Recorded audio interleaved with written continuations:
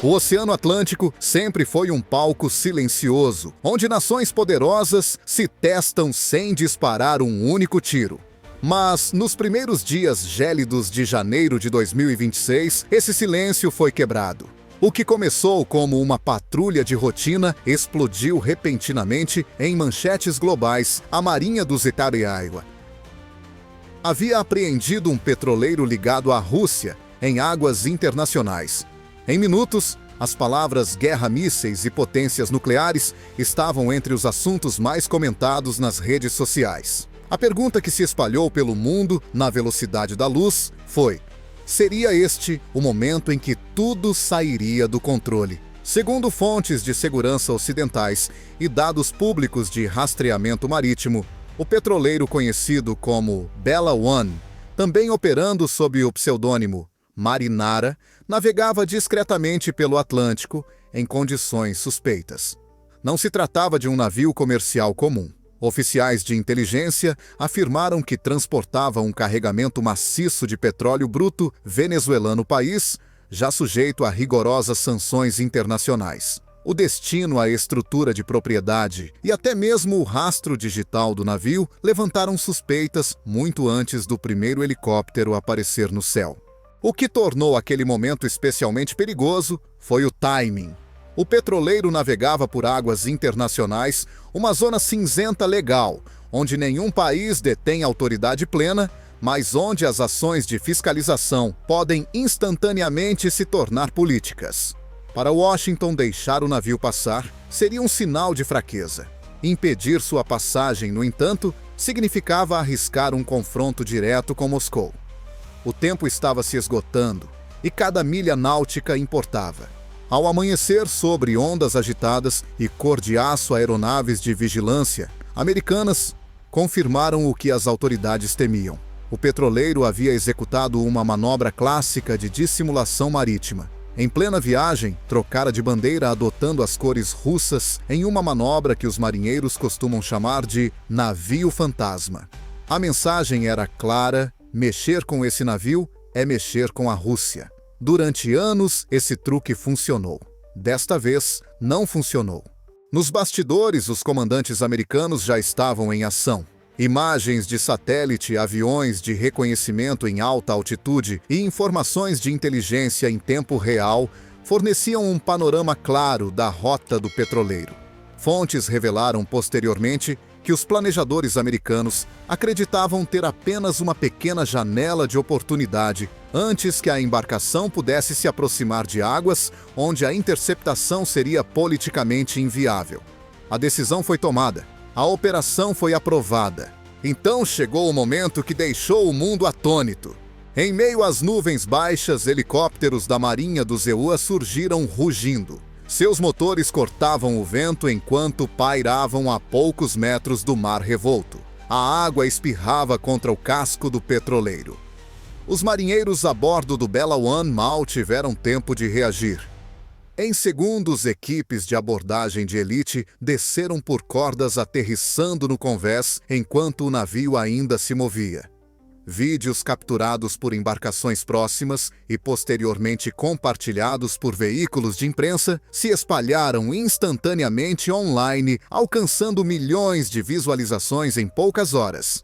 Ao longe, um destroyer americano se destacava no horizonte silencioso, mas inconfundível. Não disparava, não precisava. Sua mera presença transmitia uma mensagem mais forte do que qualquer tiro de advertência. Antes que a tripulação do petroleiro pudesse emitir um pedido de socorro completo, as forças americanas já haviam assegurado a ponte de comando. O controle do navio estava perdido. A corrida havia terminado. Apenas alguns minutos depois, silhuetas de navios da Marinha Russa apareceram ao longe. Tarde demais. O embarque estava completo. A bandeira americana foi hasteada e o petroleiro estava oficialmente sob controle dos EUA.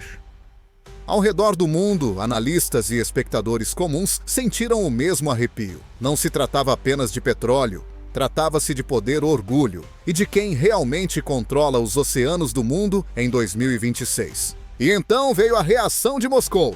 Em poucas horas, declarações furiosas começaram a surgir. Autoridades russas denunciaram a apreensão como um ato de agressão.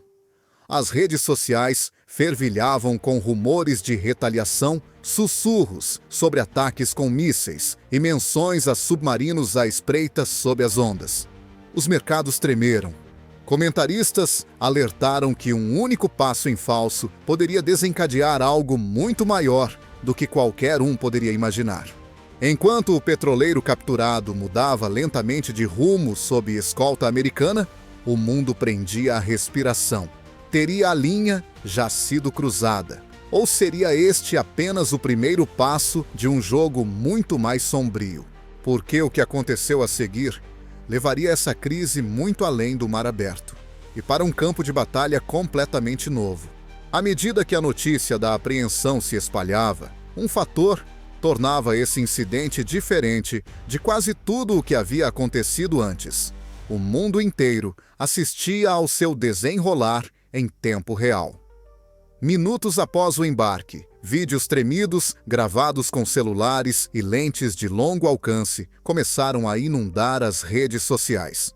Das varandas de navios cargueiros que passavam até plataformas marítimas muito além do horizonte, as pessoas filmavam a mesma cena de diferentes ângulos. Helicópteros pairando perigosamente baixo, ondas escuras batendo contra o aço, figuras armadas deslizando por cordas para um navio-tanque em movimento. Para quem assistia em casa, parecia irreal, quase cinematográfico.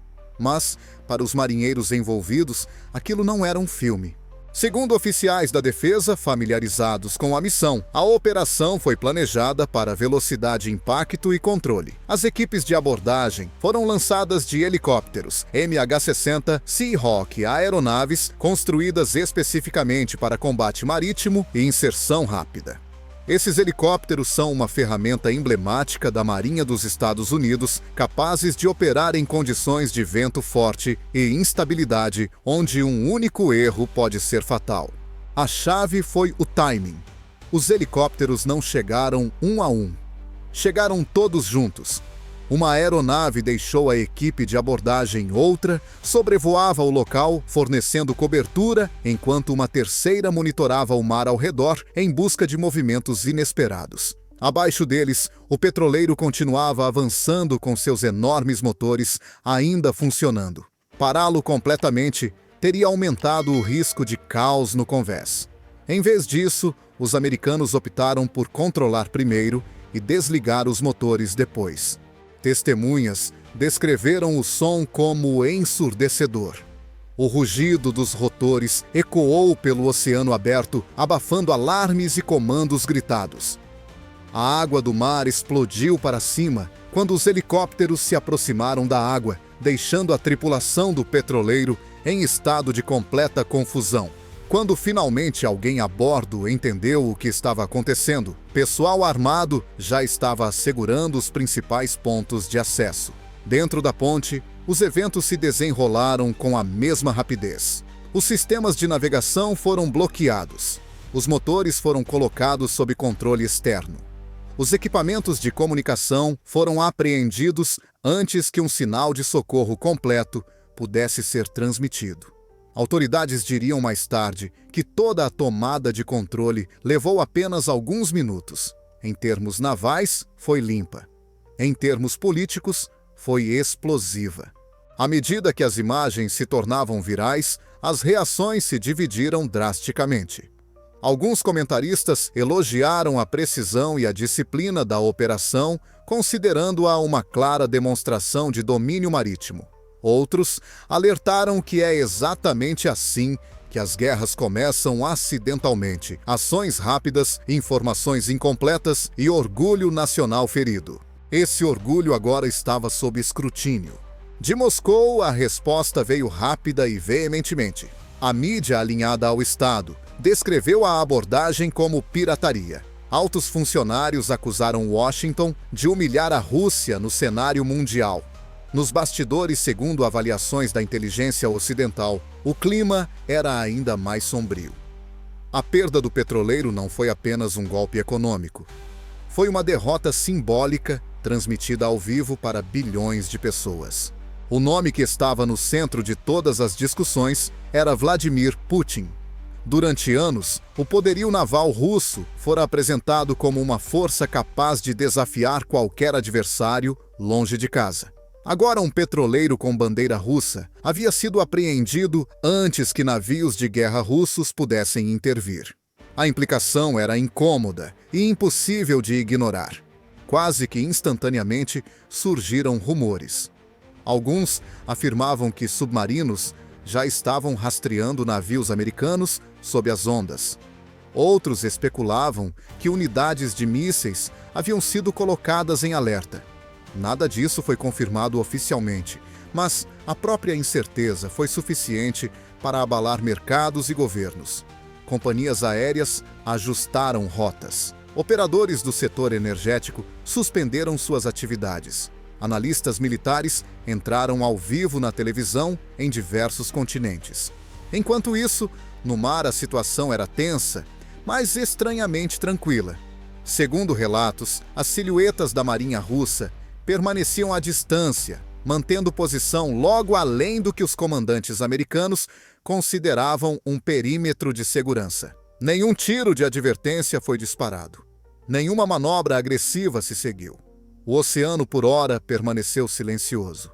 Para a tripulação do petroleiro, o drama se desenrolou de forma bem diferente. Não se tratava de políticos ou generais. Eram marinheiros de diversos países repentinamente vistos no meio de um confronto entre potências nucleares.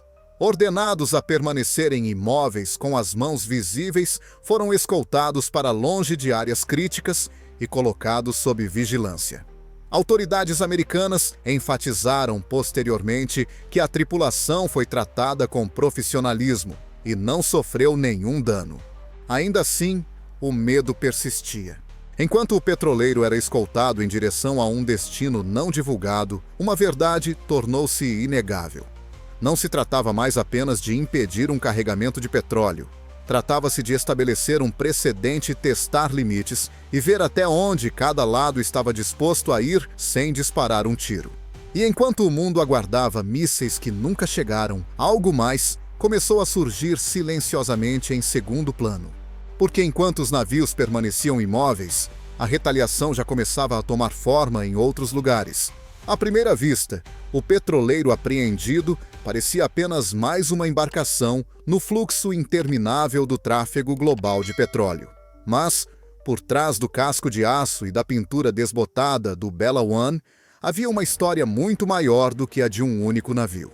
Tratava-se de petróleo venezuelano, redes de comércio clandestinas e uma silenciosa guerra energética que vinha se intensificando há anos sob a superfície. A Venezuela possui algumas das maiores reservas comprovadas de petróleo do planeta. No entanto, apesar dessa riqueza, sua economia está sob forte pressão.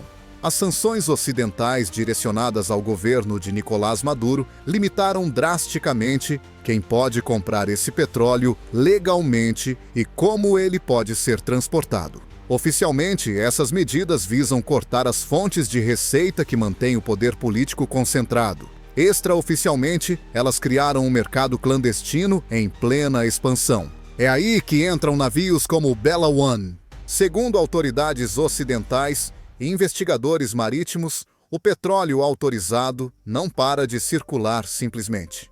Ele muda de nome. Muda a documentação. Muda de bandeira. Petroleiros são vendidos no papel para empresas de fachada. Sistemas de rastreamento são desligados, alterados ou falsificados. A carga é transferida em alto mar. Rotas são alteradas em curvas estranhas, que não fazem sentido comercial, a menos que algo esteja sendo ocultado. Nesse caso, fontes de inteligência alegaram que o navio Bella One transportava dezenas de milhões de barris de petróleo bruto venezuelano, navegando pelo Atlântico sob uma rede de registros falsos. A mudança para a bandeira russa no meio da viagem não foi aleatória. Foi uma manobra de proteção, uma aposta calculada de que Washington hesitaria em vez de arriscar uma explosão diplomática. Mas por que a Rússia correria esse risco? A resposta está na política energética. Moscou passou anos buscando maneiras de enfraquecer o impacto das sanções ocidentais, não apenas sobre si mesma, mas também sobre seus parceiros. Ao facilitar o transporte de petróleo venezuelano à Rússia, poderia obter suprimentos de energia, com desconto expandir sua influência na América Latina e desafiar o controle dos IPAME sobre as rotas comerciais globais, tudo isso sem disparar um único tiro. E a Rússia não estava agindo sozinha. Analistas ocidentais têm apontado repetidamente para a cooperação discreta com a China, que tem seu próprio interesse a longo prazo em quebrar o que considera ser o domínio americano sobre o transporte marítimo e as finanças globais. Juntas, essas redes formam o que alguns especialistas chamam de economia energética paralela, projetada para operar nas sombras além do alcance da fiscalização tradicional. Para Washington permitir que esse sistema crescesse sem controle, estava se tornando inaceitável. Por isso, a apreensão do Bella One representou uma mudança. Não se tratava apenas de bloquear contas bancárias ou emitir avisos legais. Tratava-se de aplicação da lei na prática. Uma mensagem de que as sanções não ficariam mais apenas no papel. Seriam aplicadas em alto mar. Publicamente, as autoridades americanas apresentaram a ação como legal e direcionada. De acordo com declarações divulgadas após a operação, o petroleiro foi interceptado em águas internacionais no âmbito das autoridades de fiscalização existentes relacionadas ao comércio sujeito a sanções. Em privado, porém, muitos observadores compreenderam o significado mais profundo. Os Estados Unidos estavam sinalizando que estavam dispostos a usar a força para proteger suas regras econômicas.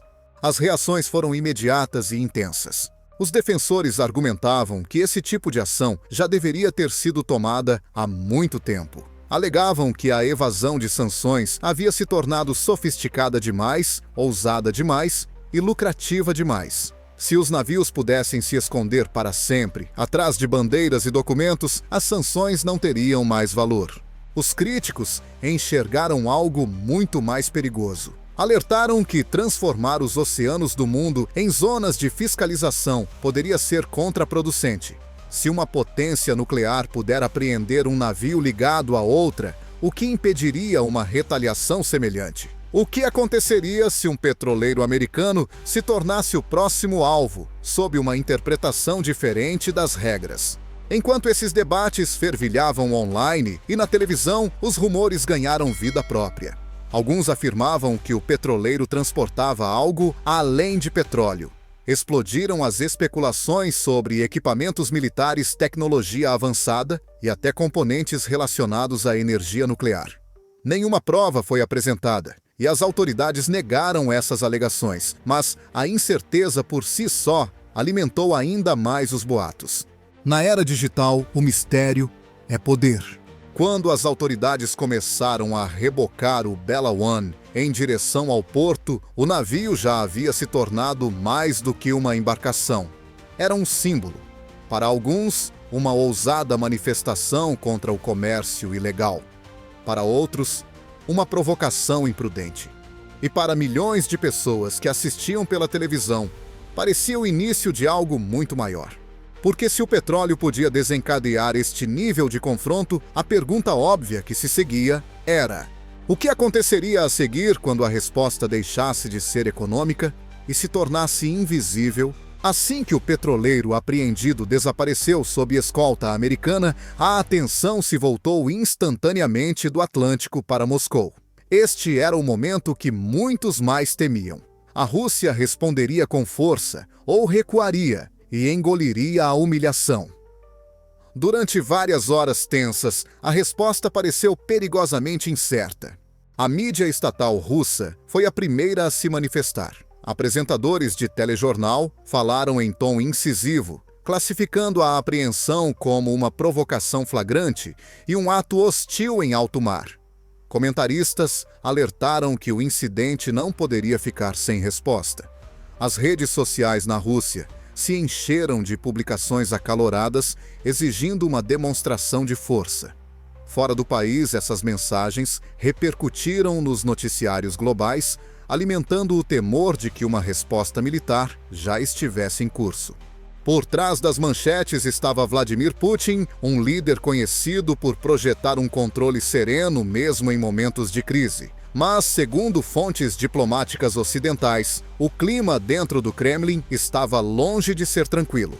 A perda de um navio com a bandeira russa à vista de todos atingiu o orgulho nacional. Não se tratava apenas de petróleo, tratava-se de imagem. Quase imediatamente, rumores começaram a circular. Contas online afirmavam que submarinos russos estavam se posicionando. Outras sugeriam que unidades de mísseis haviam sido colocadas em alerta. Capturas de tela de mapas de radar não verificados se espalharam rapidamente, convencendo milhões de pessoas de que um ataque era iminente. Por um breve período, pareceu que o mundo aguardava um único lançamento que poderia mudar tudo. Mas esse lançamento nunca aconteceu. Em vez de explosões, houve silêncio. Analistas navais observaram posteriormente que os navios russos detectados perto da área pararam bem antes do perímetro de segurança do Zepara. Eles não avançaram, não desafiaram a escolta, mantiveram suas posições, observando à distância. Para o público, isso pareceu hesitação. Para os militares, pareceu cálculo. Segundo especialistas em defesa que falaram à mídia ocidental, os comandantes russos provavelmente sabiam que qualquer ataque direto teria um desfecho desastroso. Os recursos aéreos e navais do Seco-Paiwa já estavam posicionados. Aeronaves de vigilância estavam em operação. A vantagem era clara. Um único movimento agressivo poderia desencadear uma retaliação esmagadora, não apenas contra navios, mas contra interesses russos muito além do Atlântico. Em termos simples, o custo era muito alto. Essa pausa confundiu muitos observadores. Teria a Rússia recuado? Teria Washington superestimado o risco? Ou estaria acontecendo algo mais nos bastidores? A resposta surgiu em breve. Em vez de responder com mísseis ou torpedos, Moscou escolheu um caminho diferente, um caminho mais silencioso. Um que evitava imagens dramáticas, mas carregava sua própria sensação de ameaça. Autoridades russas insinuaram que a resposta viria no momento e local que escolhermos. A frase era vaga, mas seu significado era inconfundível. O confronto não havia terminado, simplesmente mudara de forma. Enquanto os políticos trocavam farpas, os mercados de energia reagiam com oscilações nervosas. As taxas de seguro para navios que cruzavam rotas sensíveis dispararam quase da noite para o dia. As empresas de transporte marítimo ajustaram discretamente seus cronogramas. Nos bastidores, os governos revisavam planos de contingência que esperavam nunca precisar usar. Para as pessoas comuns que assistiam de casa, a mudança foi perturbadora. Não houve explosão para sinalizar alívio. Nenhum final claro. Apenas a incômoda constatação de que a contenção, e não a resolução, estava guiando os acontecimentos. Como disse um ex-oficial da Marinha em uma entrevista para a televisão, às vezes o momento mais perigoso é quando todos decidem não atirar. Porque essa contenção muitas vezes significa que algo mais está por vir. E poucos dias após a apreensão do Bella One, começaram a surgir indícios de que a batalha não estava mais focada em navios-bandeiras ou mar aberto. Estava se movendo para um lugar mais difícil de ver, mais difícil de provar e muito mais difícil de parar. Sem mísseis disparados e sem navios afundados, muitas pessoas presumiram que a crise estava se dissipando. Não estava. Ela simplesmente estava mudando de forma. O oceano havia se acalmado, mas o confronto agora se desenrolava em lugares que a maioria das pessoas nunca vê por trás de telas, dentro de sistemas e longe de qualquer costa. Menos de 2 dias após a apreensão da Bella One, começaram a surgir relatos de estranhos problemas técnicos em diversas partes dos Estados Unidos. Em várias grandes cidades, as luzes piscaram inesperadamente. Instalações de energia relataram breves falhas no sistema. Nada catastrófico, nada oficialmente confirmado como um ataque, mas o suficiente para levantar suspeitas. As autoridades usaram uma linguagem cautelosa, chamando os incidentes de irregularidades e perturbações técnicas. O momento, no entanto, era impossível de ignorar. Analistas de cibersegurança rapidamente divulgaram alertas. Não apontaram culpados diretamente, mas a implicação era clara. Quando a ação militar direta é muito arriscada, a pressão muitas vezes chega por meio de teclados em vez de canhões. Esse tipo de resposta oferece algo que os mísseis não oferecem negação plausível. Ao mesmo tempo, a atenção se voltou para o norte. Imagens de satélite e rastreamento de código aberto mostraram um aumento na movimentação militar russa na região do Ártico. Embarcações adicionais apareceram ao longo de importantes rotas no norte. Exercícios foram anunciados com pouca antecedência. Novamente, nada ilegal. Nada abertamente agressivo. Mas a mensagem era inequívoca. Se a pressão fosse aplicada no Atlântico, a pressão poderia ser respondida em algum outro lugar. O Ártico não é uma região comum. Está se tornando rapidamente uma das zonas mais valiosas do planeta. O derretimento do gelo abriu novas rotas de navegação, reduzindo em semanas as viagens entre a Europa e a Ásia. O controle dessas rotas significa influência sobre o comércio global. Ao sinalizar uma presença mais forte na região, Moscou estava lembrando ao mundo que o poder não reside em apenas um oceano. Entretanto, a batalha digital continuou a se intensificar. As plataformas de mídia social foram inundadas por narrativas coordenadas. Alguns elogiaram a ação dos Sequoia como ousada e necessária. Outros a classificaram como imprudente e ilegal. Hashtags entraram em conflito. Vídeos foram dissecados quadro a quadro. Nessa tempestade de informações, a verdade lutava para acompanhar a emoção.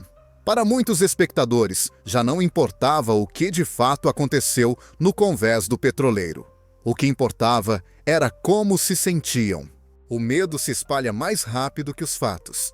A reação da China adicionou mais uma camada de tensão.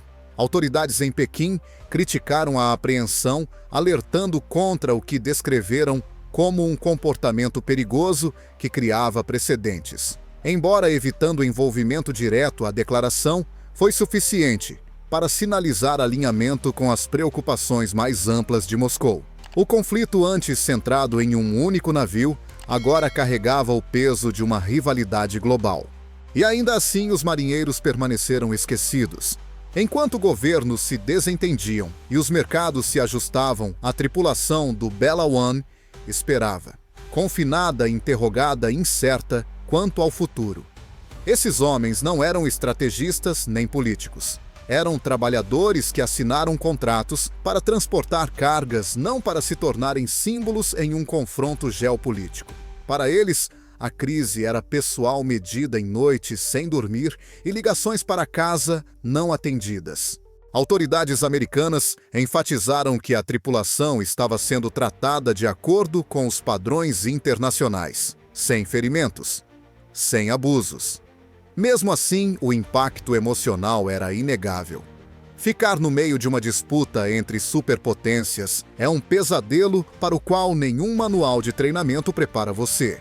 À medida que o navio-tanque se aproximava do porto sob escolta, o mundo se deparava com uma verdade incômoda.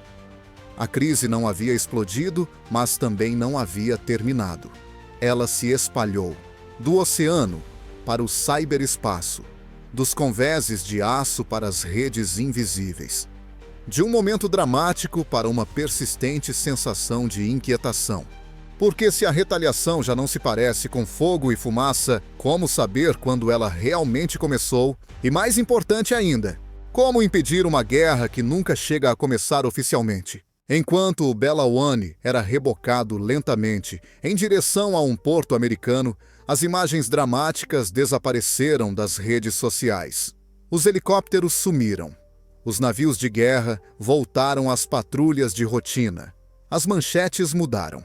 Mas, no fundo, algo fundamental havia mudado. Durante décadas, os oceanos do mundo operaram em um equilíbrio instável.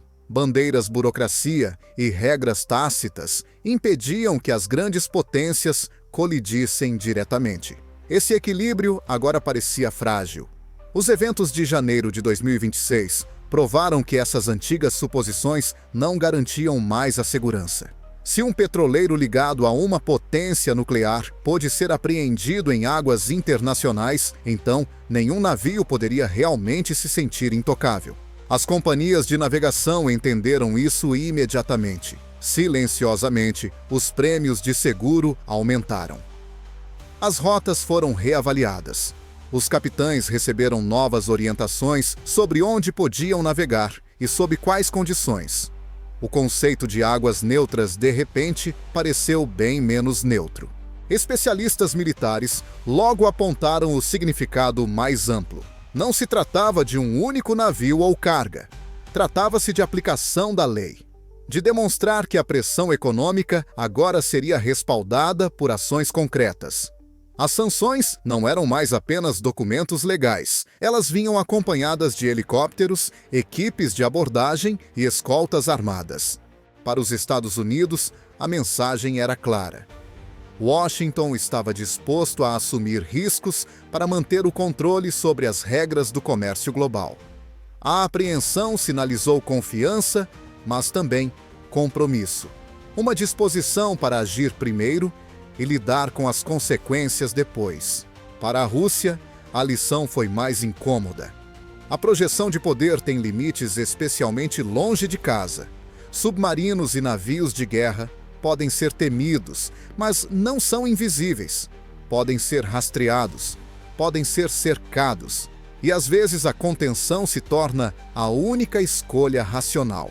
Para todos os outros, as implicações eram perturbadoras. Se isso se tornar normal, o que virá a seguir? Outras nações começarão a apreender navios sob suas próprias interpretações do direito internacional. As ações de retaliação transformarão as rotas marítimas em zonas de tensão constante. O temor não é de uma explosão isolada, mas de um lento declínio rumo à instabilidade permanente.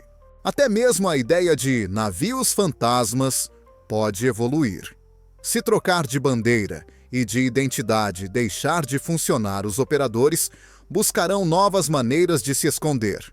Mais sigilo, mais engano, mais riscos assumidos nas sombras. E a cada camada de segredo, a chance de mal-entendidos aumenta. O oceano, antes visto como vasto e acolhedor, agora parece menor, mais lotado, mais perigoso. Enquanto analistas debatem e governos assumem posições, uma realidade se destaca. A apreensão do Bella One não foi um fim, foi um começo. Um momento que marcou o início de uma era mais agressiva de fiscalização marítima, onde o poder é testado não em discursos, mas em ações repentinas e decisivas. E em algum lugar lá fora, além das manchetes, outros navios estão navegando. Outras cargas estão sendo embarcadas. Outras decisões estão sendo tomadas em salas reservadas. A questão já não é se isso vai acontecer novamente. É onde e quem estará envolvido a seguir. O que testemunhamos no Atlântico foi mais do que uma operação dramática. Foi um aviso, um lembrete de que as regras que governam os oceanos do mundo estão sendo reescritas em tempo real, não por tratados, mas por ações. Alguns verão a apreensão da Bella One como um passo necessário, uma linha traçada para deter o comércio clandestino e impor responsabilidade. Outros a verão como uma aposta perigosa que aproxima as potências rivais do confronto sem limites claros. Ambos os lados podem estar certos. O que torna este momento verdadeiramente perturbador não é o que aconteceu, mas o que não aconteceu. Nenhum míssil, nenhuma batalha naval, nenhuma declaração oficial. Em vez disso, a pressão chegou silenciosamente, por meio de sinais, movimentos e sistemas invisíveis. Esse tipo de conflito é mais difícil de rastrear, mais difícil de deter e mais fácil de negar. E isso levanta uma questão crucial. Se as guerras não começam mais com explosões como as reconhecemos quando começam, como espectadores, muitas vezes nos concentramos em imagens dramáticas, helicópteros, navios bandeiras. Mas as consequências reais se desenrolam lentamente. Nos preços da energia, nos atrasos no transporte marítimo, nas interrupções cibernéticas, no crescente temor de que o próximo incidente não termine tão silenciosamente. Agora é a sua vez. Acredita que a ação do Venezuela evitou uma crise maior ou aproximou o mundo de uma? As águas internacionais devem permanecer estritamente neutras, ou uma fiscalização mais rigorosa é a nova realidade. E se outro navio for apreendido amanhã, a contenção prevalecerá novamente? Compartilhe suas ideias nos comentários. Participe da discussão. E se quiser se manter informado sobre o desenrolar das disputas de poder globais, inscreva-se. Porque os oceanos podem parecer calmos, mas o jogo que se desenrola por baixo da superfície está apenas começando.